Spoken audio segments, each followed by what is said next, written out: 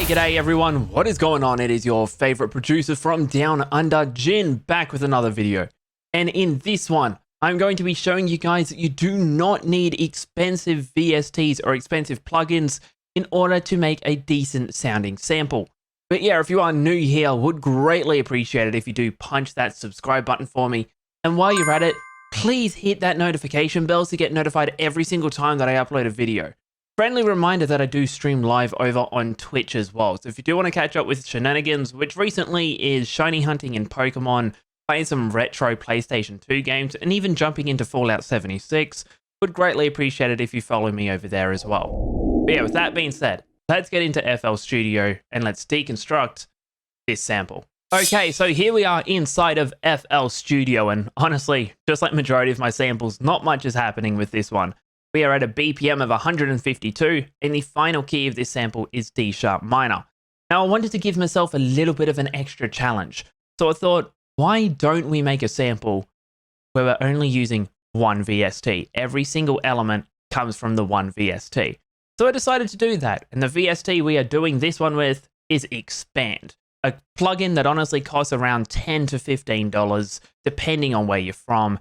And the first preset that we use from Expand is this Cellar Pad, which comes from the Soft Pads bank. All we are doing with this one is laying down a really simple chord progression in the key of C sharp minor, because I wanted to work in C sharp, but then it got a little bit too low and a little bit too muddy. So the final sample has been pitched up to D sharp. But all we did here is we did the Metro Boomin method, where we start off with a C sharp minor triad, and then all we did is we pasted it over and we bumped the middle note down one. Keeping that in mind, we copied and pasted that over for the full melody. The bass notes go a little bit different though, where we start on the C sharp, we go up to E, down to A, and then we go down one semitone to the G sharp to give it that tension, to give it, you know, that dark vibe. The top melody on top, really simple, just C sharp, C sharp, C sharp. Then to end it at the very end, give it a little bit of variance. We go E, down a semitone to D sharp, keeping it dark, keeping that one note interval. But in context, this is what the first pattern sounds like.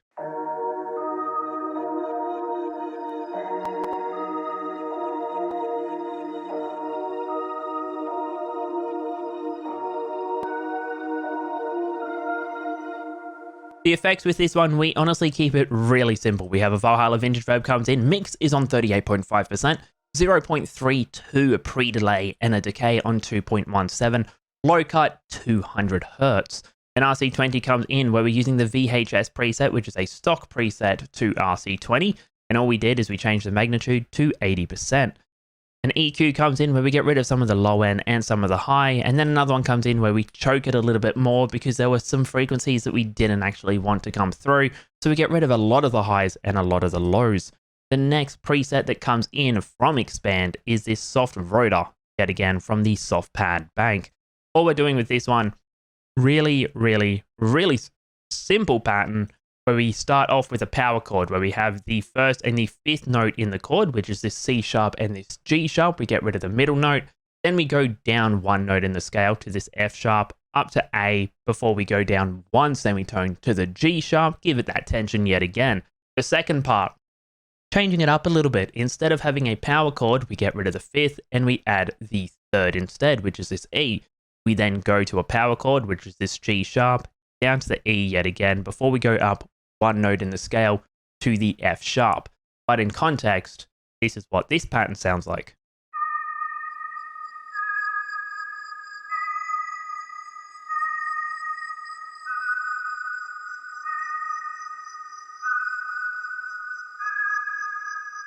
Now the effects with this one, honestly, really simple. All we did is we go to the first effect chain, right click file, save mixer track as, and we just dragged it over to the second one. That's why the reverb is the exact same. No parameters have been changed. RC20, we're actually using the Serenity preset, which comes from Prod by Jack, his bank analog colors. Magnitude on that one is 60%. And then we have an EQ where we're actually choking it a lot, where we get rid of a lot of the lows and a lot of the highs, and we just keep this small band right here. Going on to the next element. Surprise, surprise, comes from Expand. Who would have thought?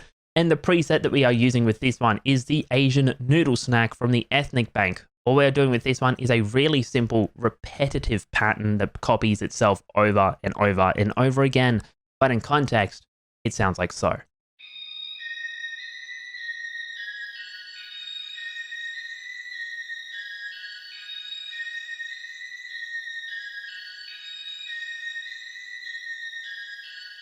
You can possibly hear this one being really high up pitch-wise, and that's because if we go onto the effects, we start off with a Valhalla vintage verb, no parameters change from the first two presets, and RC20 comes in where we are using this Rhodes preset, which is made by myself in a massive pack of mine. If you do want to cop that pack, which has RC20 banks, it has one-shots, MIDI files, loops, I'll be leaving a download link to that one in the description, where you can purchase it on BeatStars for a really decent price.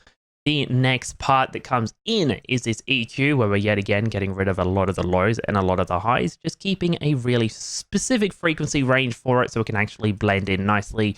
Sound shifter comes in where we're pitching it up a full octave.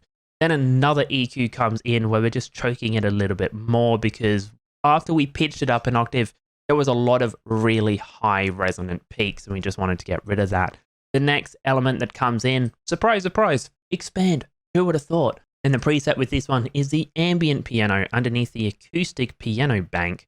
And all we're doing with this one is a really, really simple pattern where we're just playing the root note, which in this case is this C, because yet again, we worked in the key of C sharp minor before we actually pitch it up to D sharp. We copy the bass notes over from the first pattern, and then we just play C sharp yet again an octave, where we change it for the next part where we go up to E, down to C sharp, and then all we did, C sharp yet again, octave variant, this G here, which is the power chord, because if we add in the E, there's this C sharp minor triad. Yet again, going down to the E before we go to the power chord. The top pattern, really simple, just G sharp to E, G, E, G, E. We're tiptoeing those two notes before we change it at the end where we go up to A, so one semitone change from the G sharp to the A, and then one semitone change going down to the E to the D. That one gets copied and pasted over for the next part. But in context, this is what this piano sounds like.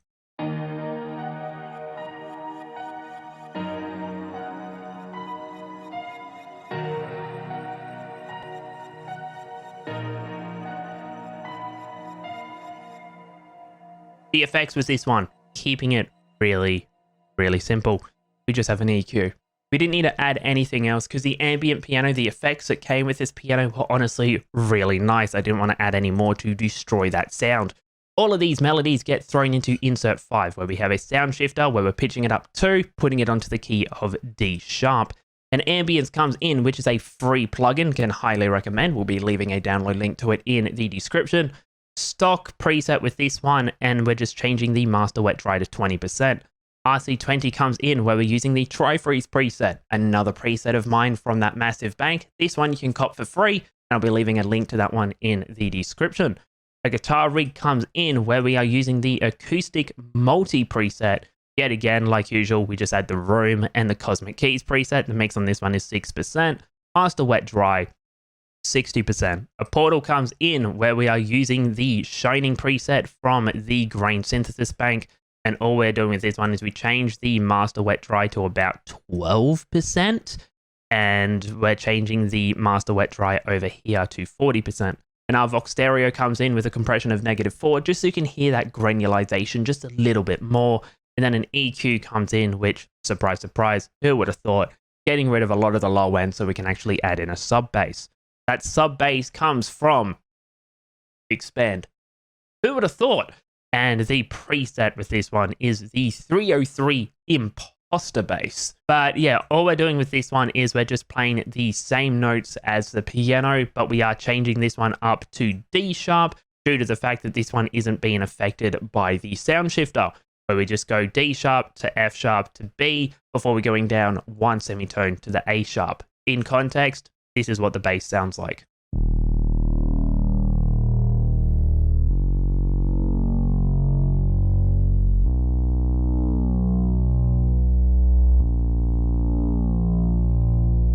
The reason I chose this bass is I liked how the filter cutoff kind of opened up at the end. You know, it's muffled And then right near the end, it kind of, you know, comes off. So you hear that kind of come in as well. But the effects that we have with this one, not really that many. We have an EQ where we get rid of some of the lows and a lot of the highs, just kind of, you know, giving it that mostly sub feel, because without this, you know, it was really, really peaking and had a lot of high end, which is not necessary for a bass. A Decapitator 2 comes in where we're using the beefy preset. Drive is right between 3 and 4, and the output of this one is about 60%, give or take. And then another EQ comes in where we're doing practically the exact same as the first EQ, because the Decapitator, saturation, was just adding harmonics to the really high end. We didn't want it because it was just giving that sparkly, you know, sparkly feeling back to that bass, and we didn't want that. All of these get routed to insert 7, which literally has nothing on it. But yeah, that is how you can make a decent ambient sounding sample using a really cheap VST. In this instance, Expand. But yeah, if you are new here, would greatly appreciate it if you do punch that subscribe button for me.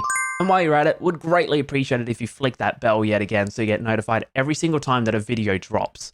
Friendly reminder that I stream live over on Twitch as well, so if you do want to catch up with the shenanigans, which has been Pokemon shiny hunting, old school retro PlayStation 2 games, and we've been playing Fallout 76 as well, would greatly appreciate it if you follow me over there.